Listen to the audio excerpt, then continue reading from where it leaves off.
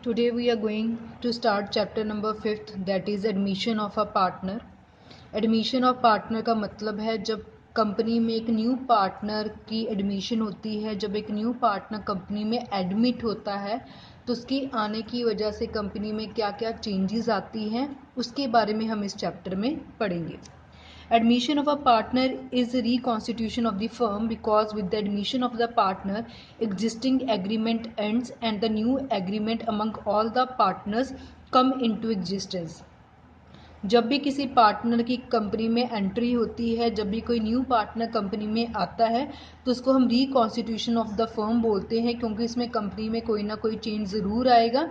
Company का जो पुराना एग्रीमेंट होता है, पार्टनर्स का जो पुराना एग्रीमेंट होता है वो ख़त्म हो जाता है और न्यू पार्टनर के साथ मिलकर हम एक न्यू एग्रीमेंट बनाते हैं. और न्यू पार्टनर जब कंपनी में आ जाता है तो वो न्यू एग्रीमेंट के अकॉर्डिंगली हम काम करते हैं. Capital contributed by the new partner, his share of profit and other conditions as agreed upon.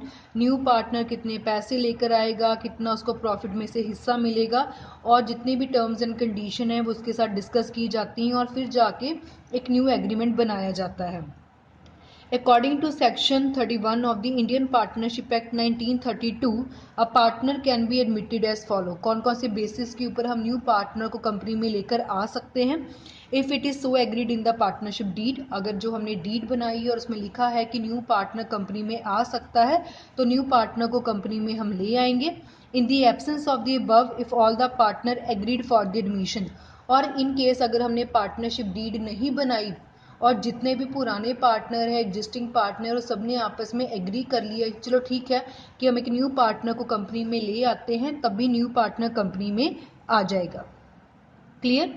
Then it is after admission the new partner get the following 2 rights. जब new partner company में आ जाता है तो उसको क्या क्या rights, उसके क्या क्या अधिकार बन जाते हैं.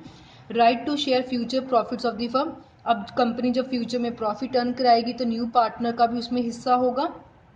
Right to share in the assets of the firm, जितनी भी कंपनी की एसेट्स है उसमें भी उसका हिस्सा होगा. सिमिलरली जो पार्टनर है लाइबिलिटी में भी कंपनी का हिस्सेदार होगा, लॉसेस में भी, प्रॉफिट्स में भी, सब में वो हिस्सेदार होगा. क्लियर. नेक्स्ट हम इस चैप्टर में पढ़ेंगे कि इस चैप्टर में हमने क्या क्या टॉपिक्स कवर करने हैं. सबसे पहले change in profit sharing ratio के बारे में पढ़ेंगे कि वो कैसे कैलकुलेट करते हैं. गुडविल के बारे में पढ़ेंगे. प्रॉफिट और लॉस रीवैल्यूएशन अकाउंट जैसे हमने चैप्टर नंबर 4 में भी डिस्कस किया उसके बारे में पढ़ेंगे. लॉसेस को कैसे बांटा जाता है, रिजर्व प्रॉफिट को कैसे बांटा जाता है वो हम डिस्कस करेंगे. एडजस्टमेंट ऑफ कैपिटल इस बार हमारे सिलेबस में नहीं है. क्लियर.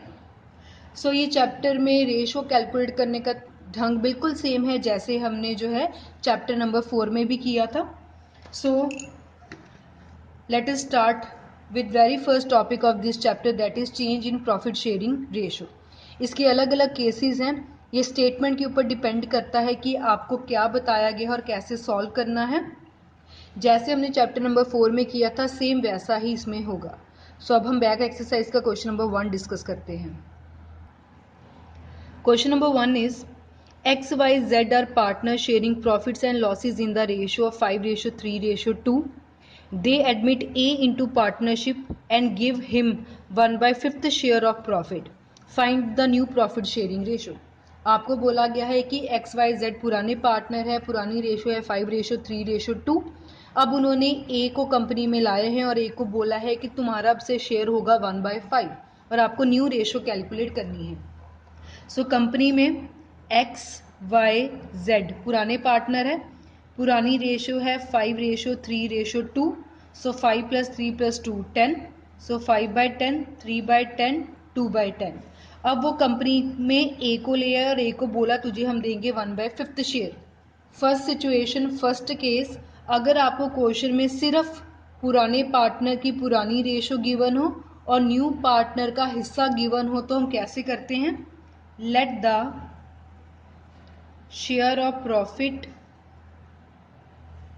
1, कंपनी का प्रॉफिट 1 होता है.